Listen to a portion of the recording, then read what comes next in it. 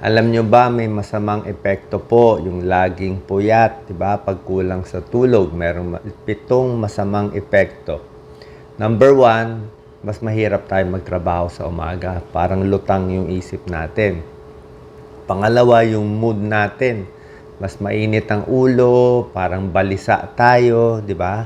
Mas madali magalit pag kulang sa tulog. Number 3, may epekto sa puso, pati sa blood pressure, lalo na yung mga may high blood. Tingnan nyo, pag may high blood kayo, pag kulang kayo sa tulog, mas mataas ang blood pressure nyo.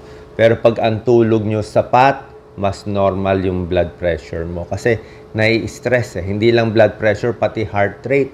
Mas mabilis ang tibok ng puso, mas tumatalon-talon ang tibok ng puso, at yung iba, mas nagkakaroon pa rin ng sakit sa puso kung laging puyat. So, ang puyat, siguro mga 6 hours or less lang ang tulog gabi-gabi. Lalo na yung tuloy-tuloy na ilang araw na puyat ka, hindi po maganda yon. Kailangan may araw na babawi ka ng mga 8 hours ng tulog. Number 4, pati energy mo mahina.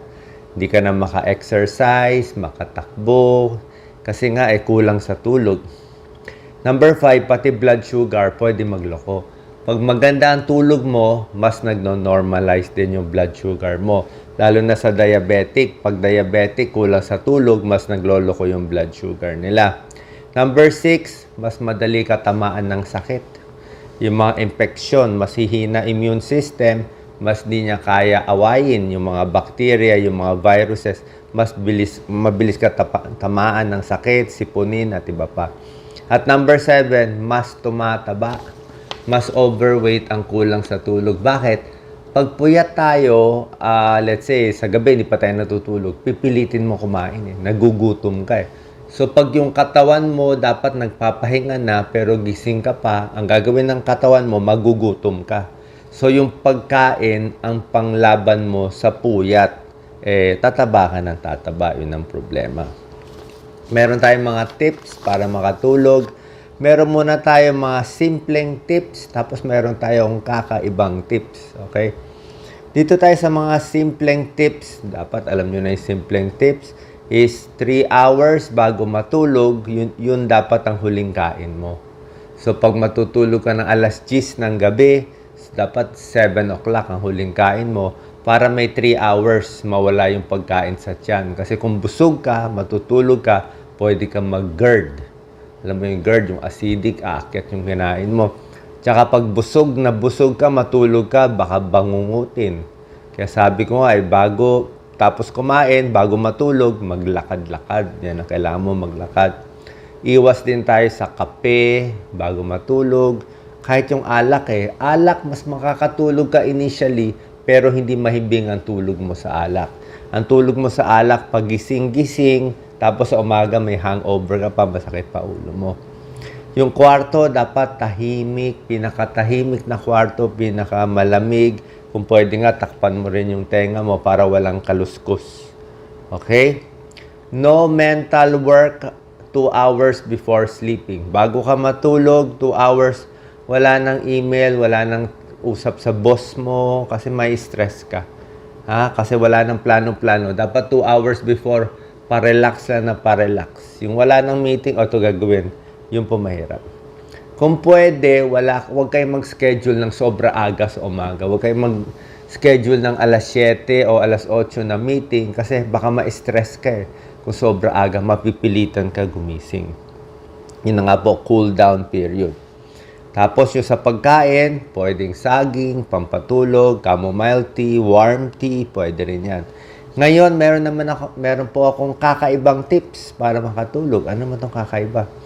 Mga tricks yung iba, ito po, sariling style. Minsan hinahawak-hawakan yung tiyan. Di ba? May iba na re-relax minamasahe ang tiyan, inaantok na sila. Yung iba naman, nagme-medyas, iniikot-ikot yung paa. Parang pamparelax lang, di ba? Para feeling mainit, parang cozy. Pwede rin maglagay ng unan sa ilalim ng tuhod. Unan sa ilalim ng tuhod para hindi masakit sa likod. Kasi pag straight yung paa, masakit sa likod. Baka ma-back pain ka.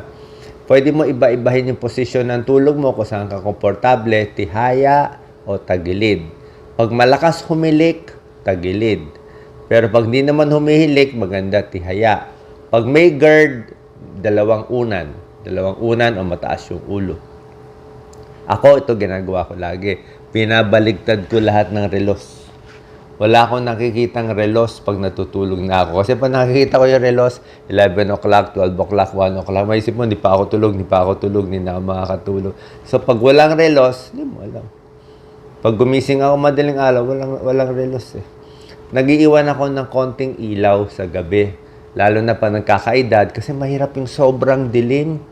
Sobrang dilim, maiihi ka madaling araw. Pag tayo mo, ang dilim, baka bumagsak ka. Very unstable tayo pag bagong gising, lalo na madaling araw. Ulitin ko, very unstable ang paa natin, lalong tumatanda, less ang balance, pati mata, kasi nga madilim pa. Kaya dapat may konting ilaw, dapat steady, meron kayo hinahawakan papunta sa banyo.